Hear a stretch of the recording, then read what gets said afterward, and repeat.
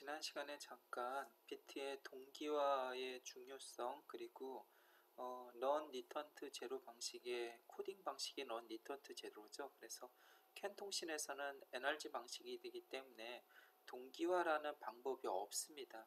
그러니까 어떤 엣지라든가 어떤 라이징 폴링에 대한 엣지라는 것이 있어야지만 어떤 비트에 대한 동기화를 싱크로나이제이션을 할 수가 있는데 NRG라 보니까 그런 어려움이 있습니다. 그리고 그런 것을 극복하기 위해서 동기화가 필요한 이유는 내가 보낸 데이터가 제대로 가고 있는지를 확인하는 방법이기 때문에 동기화가 필요한데요. 그래서 이러한 구조적인 문제로 인해서 캔에서는 싱크로나이제이션 혹은 리싱크로나이제이션 동기화 그리고 재동기화라는 방법들이 있습니다. 그래서 다양한 방법들이 있는데 비트 스토핑이라는 방법도 있고요. 또 하나는 리세시브인 상태에서 도미넌트를 인가하는 그런 방법도 있고요. 그래서 다양한 방법으로 비트의 동기화 과정을 진행하고 있습니다. 그래서 그런 걸 좀 구체적으로 한번 살펴보도록 하겠습니다. 그래서 우선은 조금 전에 설명드린 것과 같이 우리 캔의 프로토콜 자체가 Run Return to Zero NRG 방식이기 때문에 NRG 방식으로 코딩한다는 거죠. Return to Zero 방식이면 반드시 하이면 0으로 돌아오고 뭔가 제로로 들어오는 방식이 아니기 때문에 엣지를 발생시킬 수가 없는 근본적인 구조이기 때문에 그렇기 때문에 우리는 NRG 방식에서의 싱크는 어떻게 할 것인가 라는 동기화는 어떻게 할 것인가 라는 고찰이 필요한 것입니다. 그리고 또 한 가지는요. 동기화라는 거의 개념은 기본적인 개념은 마스터 혹은 슬레이브 아니면 로드 A에서 로드 B 어떤 데이터를 주고받을 때 기준값이라는 게 동기화입니다. 그래서 UART 통신도 마찬가지로 유니버설 어싱크로너스 리시버 트랜스미터 비동기 RxTX 방법이 있겠고요. 그리고 또 USART 유니버설 싱크로너스 리시버 트랜스미터 클락을 추가해서 동기화하는 방법도 있습니다. 그리고 마찬가지로 I2C 통신에서도 클락을 인가함으로써 클락이 기준값이 되겠죠. 데이터를 확인하는 기준값. 그래서 마스터와 슬레이브 혹은 노드와 노드 사이의 데이터를 정확히 서로 주고받기 위해서는 어떤 동기화 과정이 반드시 존재하는 것입니다. 그래서 우리도 데이터 필드, 그러니까 스타트업 프레임에서 데이터 필드와 리모트 프레임 다 마찬가지로 스타트업 프레임을 주는데 도미넌트 값을 주지 않습니까? 그리고 버스의 휴지 상태는 리세시브 상태였지 않습니까? 그리고 스타트업 프레임은 도미넌트 값을 한 비트 주기 때문에 반드시 이러한 폴링 엣지를 발생시키는 구조적인 방법을 도출해낸 것입니다. 그래서 싱크로나이제이션은 데이터가 제대로 전달됐는지 측면에서도 중요하고요. 두 번째는 어떤 문제점이 발생시켜서 리스타트 할 때도 동기화라는 것이 반드시 필요합니다. 그래서 우리는 이런 데이터를 주고받는 중에 발생할 수 있는 엣지와 재동기화 혹은 동기화를 어떤 클락을 통해서 동기화를 시키는데 그런 클락이 없기 때문에 캔에서는 어떻게 동기화를 시키는지에 대해서 살펴볼 필요성이 있는 것입니다. 그래서 조금 전에 말씀드렸던 스타트업 프레임이 첫 번째 방법이죠. 버스가 휴지 기간 동안, 그죠? 버스가 오프 기간 동안 있다가 스타트 프레임, 이건 당연히 싱크로나이제이션이 되고요. 그러면 리싱크로나이제이션, 재동기화는 어떤 방법들일까 다양하게 우리가 살펴볼 수가 있습니다. 그거는요, 먼저 비트 스토핑 코딩 방식이 있죠. 그래서 캔에서는 5개의 연속하는 비트들이 전송 매체에서 물리적으로 존재할 수가 없는 것입니다. 물리적으로 이런 건 존재할 수 없기 때문에 특히나 NRG 방식이기 때문에 그렇죠. 그렇기 때문에 5개 비트가 연속하면 반드시 1개 비트를 네거티브 혹은 포지티브로 역으로 데이터를 보내줘야 됩니다. 그래서 리세시브가 5개 나오면 도미넌트를 보내줘야 되고, 도미넌트가 5개가 나오면 리세시브를 한 비트를 추가해야 되는 것입니다. 그것을 이용해서, 즉 비트 스토핑 방식을 이용해서 우리는 재동기화 과정을 설계할 수가 있는 것입니다. 그죠? 다시 정리하면 근본적으로 RG 방식, 리턴 투 제로 방식이 아니기 때문에 동기화를 못한다. 우리는 캔 통신은요. 그러나 동기화는 스타트업 프레임으로서 동기화를 구현한다. 버스가 휴직인 리세시브 상태에서 도미넌트를 넣어서 동기화가 가능한 방법이 하나 있겠고요. 뭔가 에러가 났어요. 에러가 나거나 리셋하면 재동기화를 해야 되는데, 재동기화할 때는 어떻게 하느냐? 비트 스토핑 방식을 이용해서 재동기화를 설계할 수가 있는 것입니다. 그러면 우리가 이 동기화에 방금 설명드렸듯이 하드웨어적인, 즉 하드와이어된 동기화 방식이 있겠고요.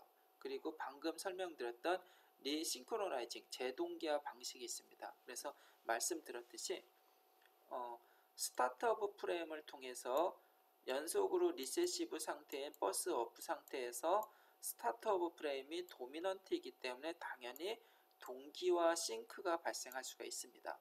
그리고 연속적으로 도미넌트 혹은 리세시브가 5개 이상씩 오면 반대되는 도미넌트 리세시브를 줘서 재동기화 과정을 우리는 추가를 할 수가 있는 것입니다. 그죠? 그래서 이 동기화, 재동기화는 우리가 캔 통신에서도 당연히 구현할 수가 있겠고요. 이 동기화의 목적은 당연히 데이터가 제대로 전달받는지 노드와 노드 사이에 확인하는 기준값이 되기 때문에 이렇게 설계를 하는 거고요.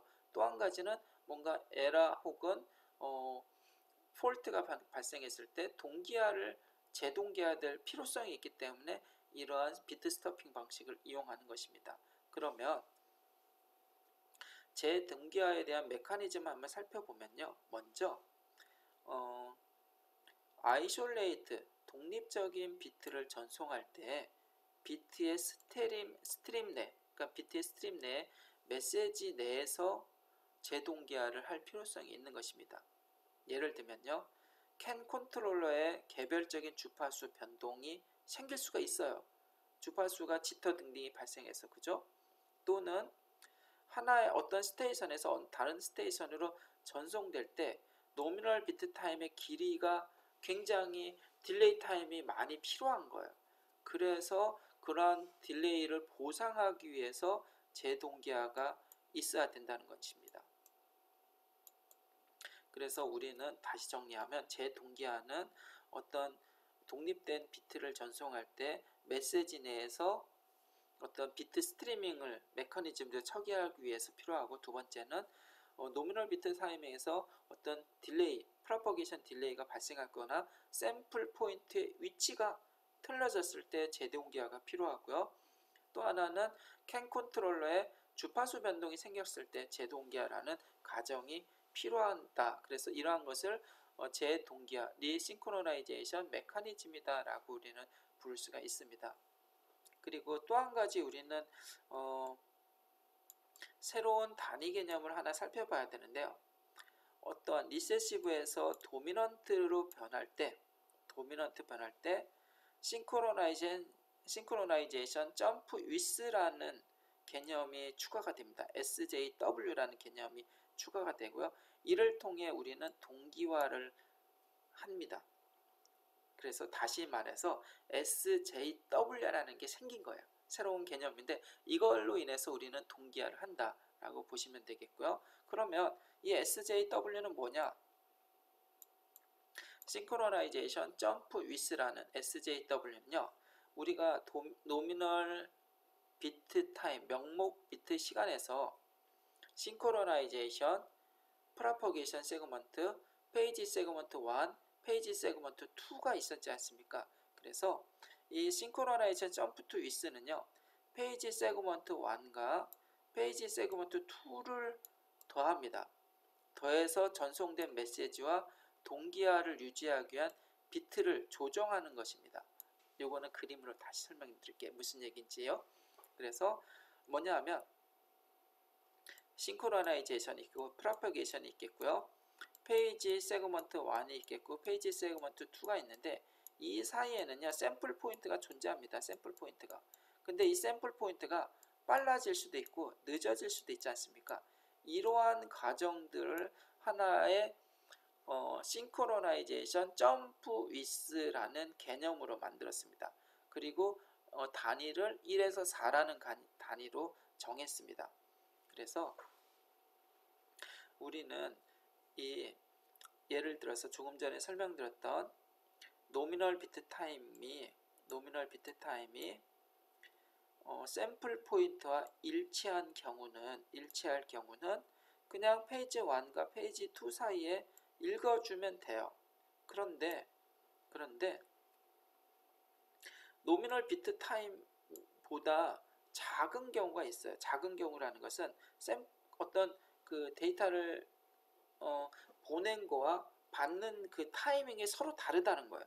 달랐는데 그 타이밍이 노미널 비트보다 작을 때는 페이지 2에 의해서 시간을 변경시킵니다. 그리고 만약에 어떤 노미널 비트보다 클 경우가 있지 않습니까? 크면 페이지 세그먼트 2의 시간 또한 얘를 무시해서 변형을 시킬 수가 있는 것입니다. 그래서 기준은 어떤 노미널 비트 타임과 동일한 기준선상에서 하나는 샘플 포인트가 뒤에 오고요. 하나는 앞에 왔습니다. 그래서 뒤에 올 경우는 이 페이지 2를 좀 줄여야 돼요. 그죠? 앞에 올 경우는 페이지 2를 좀 늘려야 됩니다. 뭐 이런 방법들을 사용한 거죠. 그래서 다시 정리하면요. 어떤 시그널이 전송될 때 페이지 에러라는 게 존재합니다. 페이지 에러. 그 페이지 에러를 우리는 2라고 선언하겠습니다. 이 2는요. 엣지가 상간된 디스크리펜시, 즉 불일치 상태, 아래와 같이 조금 전에 설명드렸죠. 받는 녀석과 보내는 녀석의 샘플 포인트가 불일치할 수가 있잖아요. 그러한 것을 페이지 에러 2라고 우리는 부릅니다. 페이지 에러 2. 그래서 페이지 에러 2라는 것은 2가 0이면 샘플 포인트가 노미널 비트 타임과 그리고 인커밍 시그널의 노미널 비트 타임이 서로 같아지는 것. 보낸 시간과 받은 시간의 샘플 포인트가 같은 것을 페이지 에러 2를 0이라 표현하고요. 반면에 샘플 포인트가 여기 있는데 받은 녀석, 보낸 녀석은 여기서 보냈는데 받은 녀석은 뒤에서 받았어요. 샘플 포인트가. 즉 페이지 세그먼트 1이 늘어났다는 거예요. 늘어났기 때문에 이 경우 에러 페이지는 0보다 작아야 된다. 작아서 페이지 세그먼트 2를 줄여야 되는 것입니다. 그리고 반면에 샘플 포인트는 보낸 녀석의 위치는 여기에요. 그런데 받은 인커밍 되는 시그널이 앞당겨졌어요. 앞당겨지면 페이지 에러가 0보다 큰 겁니다. 앞당겨진 0보다 큰 거예요. 그래서 페이지 세그먼트 2를 늘려야 됩니다. 길이를. 그것을 우리는 시그널 전송 중에 페이지 에러다라고 표현하고 그 값은 페이지 에러 2라고 정의를 하는 것입니다. 그러면 이 페이지 에러 2를 다시 한번 살펴보면요. 들어오는 비트의 에러와 들어오는 비트의 엣지와 그리고 비트 타임, 노미널 비트 타임의 동기화 세그먼트의 예상되는 위치. 원래는 여기에요. 여긴데 느려지거나 빨라지는 거죠. 그런 엣지에 예상되는 것과 실제 들어오는 엣지 사이에 불일치가 발생한 것을 페이지 에러라고 우리는 부르는 것입니다. 다시 한번 살펴보면요. 전송하는, 즉 리모트거나 아니면은 도미넌트 프레임이거나 관계없이 버스 어떤 노드에서 데이터를 보내는 입장에서 노미널 비트 타임의 시작점이 싱크로너스 받는 쪽에서의 동기화가 일어났다. 동기화가 정확히 일어났다. 정확히 일어나서 우리는 페이지에 대한 위상에 대한 에러가 발생하지 않는 것을 이를 0이라고 표현하겠죠. 정확히 일어난 경우, 그죠? 그런데 이런 경우가 아니라 보낸 녀석이 있는데 그거보다 동기화 과정의 싱크로나이징이 빨리 일어날 수가 있어요. 그죠? 빨리 일어날 수가 있고요. 그리고 혹은 늦게 일어날 수가 있습니다. 그래서 약간 늦게 일어날 수가 있는 것입니다. 그래서 이 동기화 과정이 빠르거나 늦을 수도 있어요. 그죠? 그래서 어떤 샘플 포인트를 기준으로 할 수가 있겠고요. 아니면 명목 비트 타임, 노미널 비트 타이밍에서 싱크로나이제이션을 기준으로 삼을 수가 있는 것입니다. 두 가지 케이스가 있는 거죠. 그래서 먼저 샘플 포인트는 조금 전에 설명드렸고, 또 한 케이스는 동기화 과정이 보낸 것과 받는 것이 딱 일치하면 페이지 에러가 전혀 안 납니다. 그죠? 그런데 받는 녀석이 동기화를 빠르게 할 수가 있어요. 지금처럼 빠르게 하면 페이지 에러가 0보다 큰 경우가 발생해요. 그죠? 큰 경우가 발생해서 세그먼트 1, 페이지 세그먼트 1을 좀 길게 만들어야 될 필요성이 있는 거예요. 그리고 또 다른 경우는 예상하는 위치보다 느리게 올 수가 있어요. 지금 예제는 여기서 했는데 느리게 올 수가 있어요. 싱크로나이징이. 그러면 그것을 페이지 에러가 0보다 작다라고 표현해서 세그먼트 2를 가변시키는 경우가 있는 겁니다. 그래서 리싱크로나이징에 대한 방법이 샘플 포인트에 대한 방법이 있겠고, 또 하나는 싱크로나이징, 즉 노미널 비트 타이밍의 싱크로나이징 방법이 있는 것입니다. 두 가지 개념으로 이해하시면 되겠고요. 그래서 이것을 좀 정리해 봤습니다. 정리했는데 어떻게 정리했느냐? 동일한 개념으로 보시면 돼요. 샘플 포인트가 일치한다는 것은 싱크로나이징, 보낸 동기 싱크와 받는 싱크 펄스가 싱크로나이징 세그먼트가 동일한 것이고요. 반대로 샘플 포인트가 느리다는 것은 리시버 입장에서 느리다는 것은 싱크로나이징이 늦게 됐다는 거예요. 그러면은 페이지 에러가 0보다 작은 거고요. 또 하나는 샘플 포인트가 예상하는 것보다 빨리 왔어요. 당연히 빨리 오면 싱크로나이징 세그먼트도 빨리 오겠죠. 리시버 입장에서. 그렇기 때문에 빨리 왔기 때문에 페이지 에러가 0보다 큰 경우가 되는 겁니다. 결국 같은 개념인데 기준을 샘플 포인트로 잡을 것이냐 아니면 싱크로나이제이션으로 잡을 것이냐 라는 것을 기준으로 삼으면 되겠습니다. 그래서 우리가 우선은 버스가 아이들 상태는 리세시브 상태잖아요. 그리고 어떤 버스를 잠식하는 것은 도미넌트 스테이트, 스타트 오브 프레임이 가는 거잖아요. 그것을 하드웨어 싱크로나이징 메커니즘이라고 부르고요. 그리고 싱크로나이제이션, 재동기화는요. 어떤 케이스가 있느냐 하면 보내는 녀석과 받는 녀석의 샘플 포인트가 같다. 다른 말로 노미널 비트, 받는 녀석의 노미널 비트 타이밍에 포함되는 싱크로나이제이션 세그먼트가 일치하면 페이지 에러가 제로입니다. 일치했으니까요. 두 번째는 보낸 녀석과 받는 녀석의 샘플 포인트가 있는데 예상되는 샘플 포인트보다 받는 녀석이 느렸어요. 샘플 포인트가. 혹은 샘플 포인트가 느리다는 것은 싱크로나이제이션도 같이 느려져요. 그죠? 그랬을 경우는 이 페이지 에러를 0보다 작다라고 표현하는 것입니다. 그리고